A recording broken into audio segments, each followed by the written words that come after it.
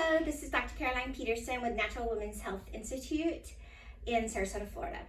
I'm gonna go over Kapalabhata breathing. It's a breathing pattern I really like for kind of helping the body to wake up. The diaphragms, which are transverse planes. So we got the pelvic floor diaphragm, we got the respiratory diaphragm, we got the thoracic outlet or shoulder girdle diaphragm, we got the throat diaphragm, and then we have the sphenoid tentorium diaphragm. So we got our 5 diaphragms. So every time we breathe, those diaphragms move like this. Because what? Because air displaces them. And so a lot of times what will happen is that these diaphragms down here are deconditioned. And so they're just like wafting around. And these diaphragms up here are just like super like not moving at all. And so we have too much movement down here, too little movement up here. And that's not what we want. What we want is breathing in, we move like this, breathing out, we move like that.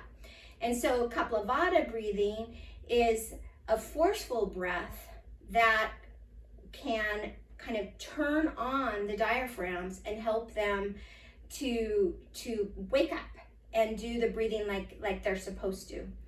And so to do the Kapalabhata breathing therapeutically, then you breathe in, and when you breathe out, it's kind of like a fast breath out.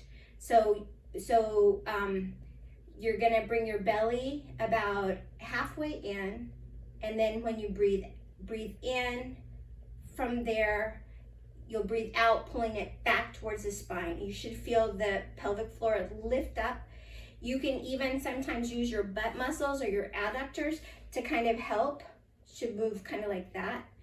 And then also the respiratory diaphragm should move up when you breathe out. And then these diaphragms should move down when you breathe out. So you'll take a breath in, bring in the belly halfway, and then